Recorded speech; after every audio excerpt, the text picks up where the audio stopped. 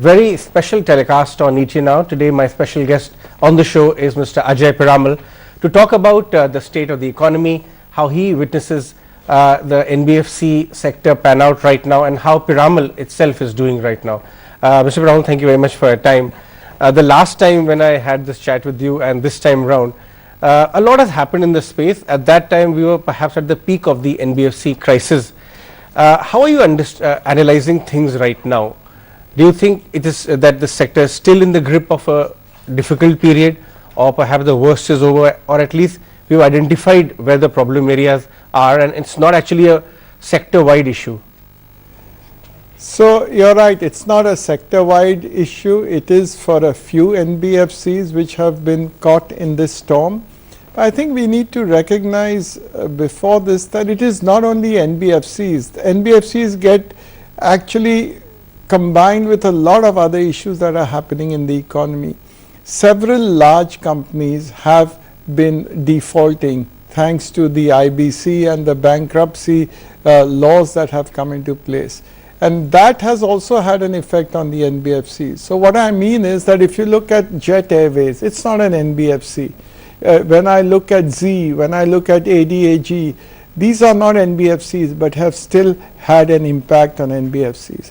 In fact, if you look at the origin itself, ILFS was not an NBFC. ILFS had say about 120,000 crores of exposure to banks and other institutions as a loan exposure. Out of that, only 20,000 crores was the NBFC. The balance was investments that made in infrastructure and in other areas. Yeah. So therefore, there is a bit of misunderstanding of what an NBFC issues are, but anyway, they do get affected. Fair point. In fact, now at least in the last couple of weeks, we are seeing some cases of these getting resolved. The management we interact with, our ADAG1 transaction happened. These also management maintains that a transaction is there in the offering. But if we were to come away from that, at that time suddenly the liquidity in the system dried up and rates skyrocketed. After that, of course, now we are witnessing that demand itself, there is a general slowdown which has come in. So how do you see things pan out, because after all NBFC do cater to this demand in the system? Actually, the NBFCs play a very critical role as far as the economy is concerned. NBFCs are the primary source of funds for the MSMEs, for instance. They are the primary source of funds for auto buying, for instance. And all these factors, all these areas have been under strain. The MSMEs, the medium and small scale enterprises, today form 30% of the GDP. They form 40% of India's exports, and they are 25% of the labor employed. And the funds for the MSMEs is been actually given by NBFCs. Since the crisis, you find that these funds have been drying up, and hence you find that the GDP has come down. Auto sales have been at the lowest levels now for so many. After so many years, you see even the top companies like Maruti showing a decline in sales. Similarly, real estate, which again forms almost 5% of the GDP and 17% of contribution to employment, is also showing slowdown. So NBFCs, the slowdown in NBFCs is having a big impact on the economy, and now it's becoming a spiral. So there's a lot of negative sentiment in the economy today. Sure. So let's talk about this spiral and how to arrest that, because RBI has done its own bit till now by regular OMOs, etc. And there's talk that perhaps the rates would also edge low, at least the expectations are. How do you see RBI, or what would you like to see as a key industry player from the RBI side or from the regulators? So I think the RBI has taken several measures after what happened in the end of September and the ILFS to infuse liquidity in the system. But it's more now a matter of rebuilding confidence in the system, rebuilding confidence that if you lend to NBFCs, your money is not going to be down the drain. And I find this, that RBI will have to increase its liquidity to the NBFCs.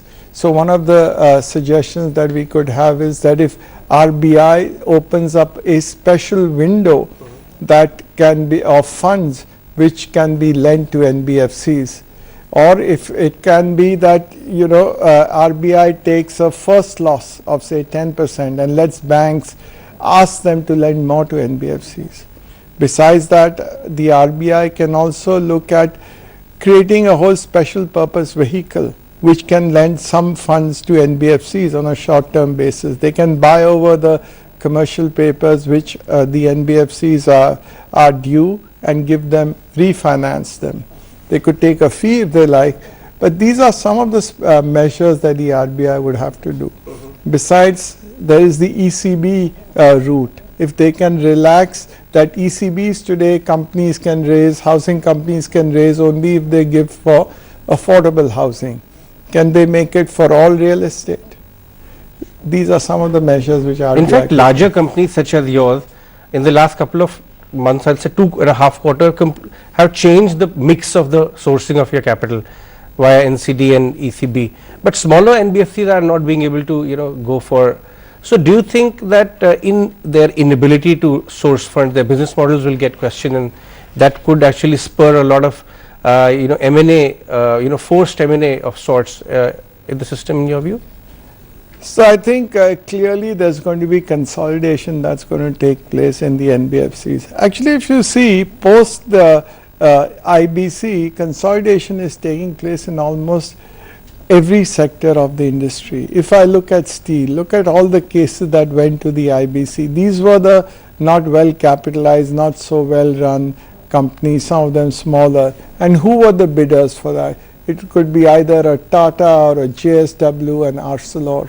So similarly, consolidation has taken place across industries. I see this in the NBFC space as well.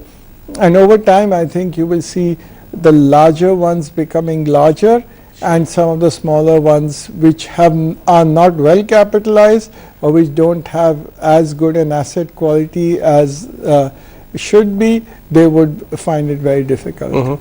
Yeah, in fact, veterans are already calling it that it will become a big boys game alone. So you are very well capitalized. You are one of the key players, be it rights issue money or other money sitting on the books.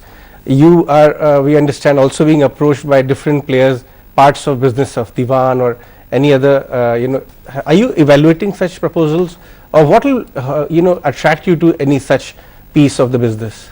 So we are very clear in this. Generally, we are known to be the people who do a fair amount of mergers and acquisitions in other industries. But in the finance sector, I have said this often, that we would take a very conservative approach in this, because first of all, I think in financing, what is most important is that the culture and the values that the organization and the people who work in that organization have. And secondly, that it has to be very important for us to be able to look at the quality of the book in granular detail. And unless and until we find that it meets with our requirements, because our requirements for asset quality are very stringent, only then would we look at acquiring portfolios. So yes, in today's environment, there are many people who would like to give their portfolios to get over the crisis, but we are being extra conservative and, let's say, very careful. Of course, you have very great business partners as well from the overseas market, where you can not only access capital at a lower cost, but the quality of marquee investors. So would you, so in this case, if I just ask you a follow-up question, the quality of books will be the determinant whether you, and of course valuations, whether you go ahead and close a deal, but you would evaluate proposals as they come. So quality of book, as you said, as well as the valuation, and thirdly also the culture and how the people are, and what is the noise that we pick up from the markets of the quality of people is also very important.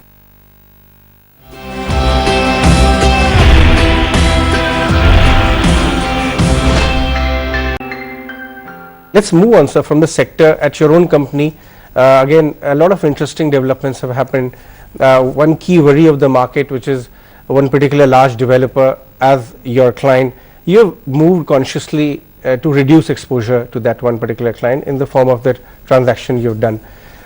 Earlier you had addressed the market worries of the proportion of money from short term paper. Now you have addressed this. So what was the thinking behind it? See, the whole market today, there is a lot of stress, and even small issues get highlighted a lot, and people are feeling uneasy in the market. So we thought that we needed to correct this impression.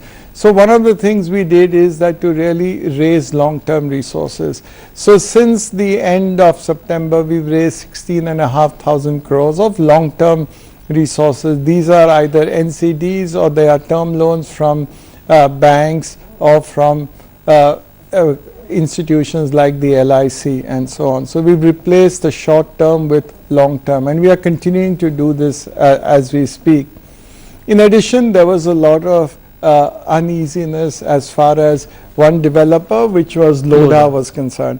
And we said that we will bring down this exposure.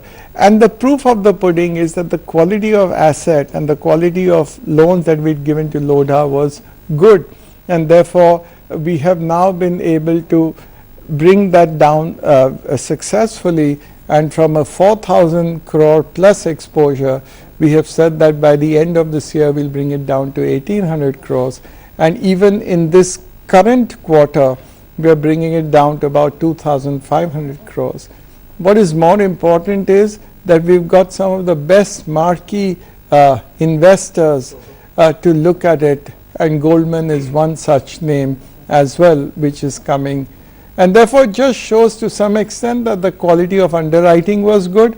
But I think the reason why we really wanted to bring it down is to give the market an assurance that this is a high quality asset which can be brought to a more regular level. And now we have said that going forward, we will limit our single borrower exposure to less than 10%. Sure. Talk to us about the priorities of the group right now, because last 6-7 months have not been easy for the sector, for the company. So from here on, how does the roadmap look like? So the priorities as far as the financial services is concerned, one of the things that we realized in all this time, because we also raised a lot of long-term funding and people did a thorough diligence of our books, is that the quality of assets that we have is high class, and therefore the underwriting that we did was good. So in that sense, we feel confident that even in a very stressed environment where there is so much of pressure all around, our quality of book remains good. And we have not, so one of the lessons that I've learned is that what we have done till now as far as underwriting is concerned has been good. Second lesson I think we have learned is that we should be more conservative and have more long-term funds. And now even the RBI has put up a new policy document which in some ways will also push us towards that. So we would rather err on the side of conservatism. Third thing we have learned is that the single borrower exposure we will bring down because it creates, as I said, unnecessary pressure in the market. Fourth is, I think we knew this and this only gets further actually amplified, is that it is always better to be conservative in your debt equity ratios. So when we raised 7,000 crores as equity a year ago in 2017 October, I think at that time people said that why are you raising so much, because you will be bringing down your returns on equity. I think those were measures which were good, that have steered us in good, and therefore I always believe that the old adage which I had learnt growing up in businesses, that you should always raise money when people ask you why are you raising it, not when people ask you why not. And final thing I think we've also learnt is that the policies which we had as far as risk and legal are concerned, and this is right from the inception, we had said that risk would report directly to the board and not to the business. And now RBI has also said it. So this again, it's better to be more conservative. Right. So, but at that time when this entire thing sparked off, the focus of the board and the company perhaps was to reorganize the source of capital. and of course reduce the exposure and risk. But what about growth? Because now there is appears to be a serious demand slowdown in the economy. Some of your peers have already scaled back their growth estimates. Your results were just released. What is the thinking on the long term projection which you are having? Do you think some amount of growth will be compromised? So in the last year, March ending, our growth rates were still at 35%. But yes, today I think our focus is not so much on growth for the short term. Our focus in the short term is really to see that our liability side is well managed and we have long term funds. Because if we believe that consolidation is going to take place in the NBFCs, and if we believe that the long term story of the Indian economy is good, then growth has to come and we will be partners of that, participants of that growth. So what is important for us is to really solidify our liability side so that you get prepared to take advantage of the growth which has to come. I think in a economy like India's, to see that there will not be growth, these are temporary things which happen when there could be some slowdown, but ultimately there will be growth. You have seen cycles in the last many decades. Usually when this kind of a phase comes in where we hit a air pocket in terms of growth, how many months does it take to gradually come back with some policy intervention, or usually the way global environment is also playing a big role there? So I don't know whether I can say how many months, but I'm very confident that this is a short term phenomenon. Today there are challenges both in the Indian economy as well as in the global economy. But I'm confident, first of all, now we have a government which is there in a full and a greater majority than last time. And I think they are also, from what I understand, is they are very keen to see that the economy gets back into the growth momentum. So I am optimistic about the future, maybe a few more months of stress. Yeah, in fact, I was just going to ask you that. We saw you at the swearing in as well. And we have a very interesting mix of people in the new cabinet, including a lady finance minister, Ms. Sitharaman. What are your thoughts and expectations as one of the largest groups in the country from the new finance minister of the priority in the current time, because things have changed quite a lot in the last couple of months? So I think obviously the priority for the finance minister would be to bring back confidence in the Indian economy. As a leader, her role is to bring back confidence of the people. It's so important to give the right signals that this economy is going to grow, that the government is a partner to, or is a key player to ensure that the economy will grow. If she gives that message across and then implements that with some concrete measures, I think that would be my hope. Mm-hmm. How are your conversations with your overseas partners happening? You just did another, in the renewable side transaction. Especially after the new government has come in with this mandate, have you had any chats with them? How are they looking at India? Because they are imposing faith in you, such a big amount of money that on a long term basis is being deployed together. So what I find is actually the foreign partners and the foreign investors who have large pools of capital are much more optimistic about India than sometimes we ourselves are. That is because if you look at it from their perspective, they feel that India is still one of the fastest growing economies in the world. In fact, the fastest growing large economy in the world.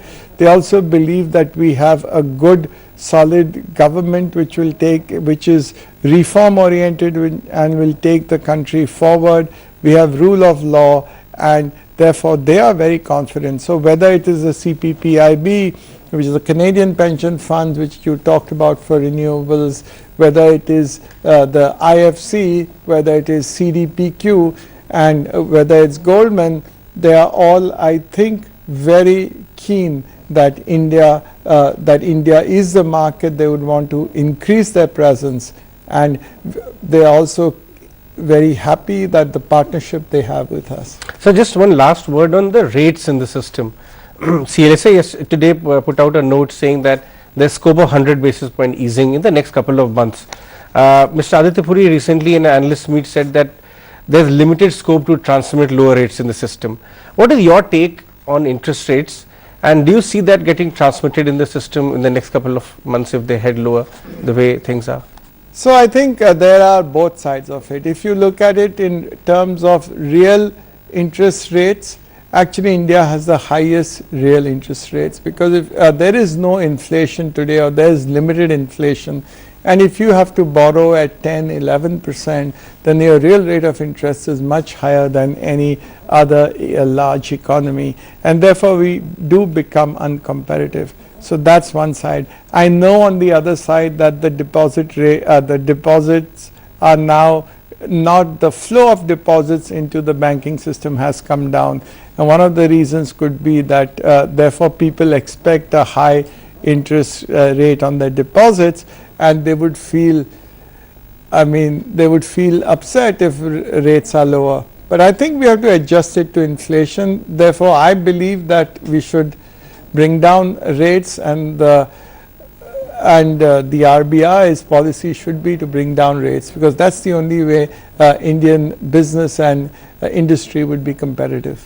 All right, sir, let's see if the RBI is listening, and to what extent, or I would say more than the action this time around, the commentary perhaps will hold the key. Mr. Piramal, always wonderful chatting with you. Thank you so much for your time. Thank you so much. Thank you.